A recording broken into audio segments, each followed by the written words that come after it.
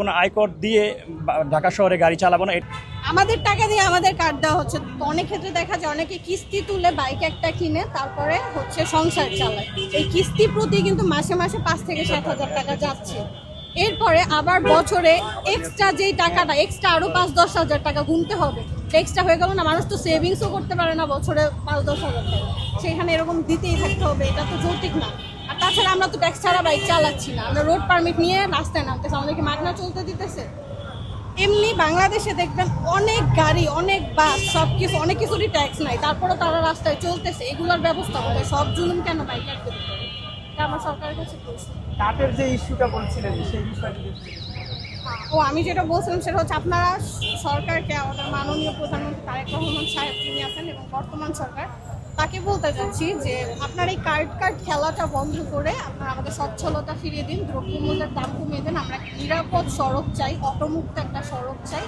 আমাদের এই জিনিসটা দেওয়া হোক, মানে আমরা যাতে সুস্থভাবে চলতে পারি, আমরা যাতে অল্প মূল্য দিয়ে খাবার কিনে খেতে পারি, কারো যাতে না খেয়ে থাকতে না হয়। ঠিক আছে, আমরা এই কার্ডের দরকার নেই আমাদের। বাইকারদের জন্য কোনো কার্ডের দরকার না, আমরা কার্ডের পক্ষেই না কোনোভাবেই। এই কার্ড যে দিচ্ছে নিজের পকেট থেকে কেউ দিচ্ছে, নিজের পকেট থেকে তো কার্ড আসতেছে না। আমাদের টাকা দিয়ে আমাদের কার্ড দেওয়া হচ্ছে, তো আমাদের এক্সট্রা জিনিসটা দরকারই নেই। আমাদের সচ্ছলতা ফিরিয়ে দেওয়া হোক, আমরা একটা নিরাপদ সড়ক চাই, আমরা ভালোভাবে সচ্ছলভাবে বাঁচতে চাই। তো এইসব কার্ডের দরকার নেই। আর আমরা এই আয়করের ব্যাপারটা আসলে মানি না, এটা আমরা মেনে নিতে পারবো না। মধ্যবিত্তদের জন্য 10,000 টাকা বছরে সেভিংস করাই তো ভাই কষ্ট। যে 5-10 হাজার টাকা যদি আমরা দিয়েই দিই তাহলে এটা কি লাভ হলো?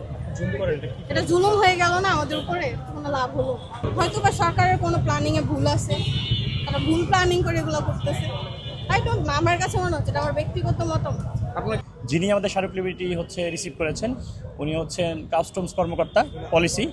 তো উনি সহ সবাই মিলে যেটা মূল বক্তব্য যেটা সেটা হচ্ছে যে মিডিয়াতে যেভাবে আমাদেরকে দেখানো হচ্ছে যে 10,000 5,000 টাকা অনেক বড় বড় অ্যামাউন্ট, আসলে ওনারা এই বিষয়টা বিবেচনায় নিয়েছেন যে এটি আসলে বাইকারদের জন্য কতটুকু যৌক্তিক হবে, এটা ওনারা বিবেচনায় নিয়েছেন। এবং একই সাথে আমরা যে স্মারকলিপি দিয়েছি সেটিও তারা গুরুত্বপূর্ণভাবেই গ্রহণ করেছেন এবং তারা বলেছেন যে এই অ্যামাউন্টটা হয়তো আমরা বলেছি যে আসলে আর কোনো অ্যামাউন্ট আমাদের পক্ষে দেওয়া সম্ভব না, কারণ এখানে আমরা অলরেডি কিন্তু আপনারা জানেন যে আলোচনা এসেছে যে আমরা অনেকবারই ট্যাক্স দিই, কেনার সময় দিই, বছরে একবার দিই, রেজিস্ট্রেশনের সময় দিই। আর ওইখান থেকে অফিস থেকে আমাদের জানানো হয়েছে যে আপনারা ওয়ারিড হয়েন না, যেভাবে মিডিয়াতে আসছে বিষয়টা ওইভাবে না। এটা চেয়ারম্যান স্যার সহ সবাই আসলে অবগত আছেন এবং আমরা যে স্মারকলিপি দিয়েছি এটি তারা আসলে অবগত আছেন। আমরা যেখানে আজকে দাঁড়িয়েছি এটিও চেয়ারম্যান স্যার অবগত আছেন। তো উনি ব্যস্ততার কারণে আজকে অফিসে নাই দেখে ওনার সাথে সরাসরি কথা হয়নি, তবে উনি আমাদেরকে অ্যাপয়েন্টমেন্ট দিবেন এটিও ওনার এপিএস আমাদেরকে আশ্বস্ত করেছেন। তো আমরা এনবিআর থেকে আসার পরে আজকে সিনিয়র বাইকাররা যারা আছেন তাদের মাধ্যমে আপনাদেরকে বা বাংলাদেশের সকল বাইকারদেরকে স্পষ্টভাবে বলতে চাই যে আপনারা নিশ্চিত থাকুন যে যেইভাবে আলোচনা এসেছে এইভাবে হবে না। আমরা স্মারকলিপি দিয়েছি, তারাও তো আসলে মানুষ, তারাও বিষয়টা বিবেচনা নিয়েছে। উভয় পক্ষের সমন্বয় এবং সমঝোতার মাধ্যমেই একটি যদি কোনো করও আসে সেটি এমন কোনো কর আসবে না যেটা আসলে আমাদের উপর বার্ডেন হবে। তবে আমাদের দাবিতে আমরা এখনও অটল আছি যে আমরা আসলে কোনো আয়কর দিব না। আমাদের অবস্থান স্পষ্ট, আমরা কোনো আয়কর দিয়ে ঢাকা শহরে গাড়ি চালাবো না। এটা আমরা অফিসেও জানিয়ে এসেছি এবং আমরা মিডিয়াতেও জানাতে চাই যে আসলে আয়করের বিরুদ্ধে আমাদের স্পষ্ট অবস্থান। তো সৌজন্যমূলক আলোচনা হয়েছে, এটি আসলে মূল বিষয়। যখন 30 কিলোমিটার করা হয়েছিল ঢাকা শহরে তখন আমরা আন্দোলনে সফল হয়েছিলাম। যখন পদ্মা সেতুতে বাইক বন্ধ করা হয়েছিল তখন আমরা এই কয়েকজন সিনিয়রদের নিয়ে কিন্তু আসলে বাংলাদেশে আন্দোলন করেছি, সেটা কিন্তু সফল হয়েছে।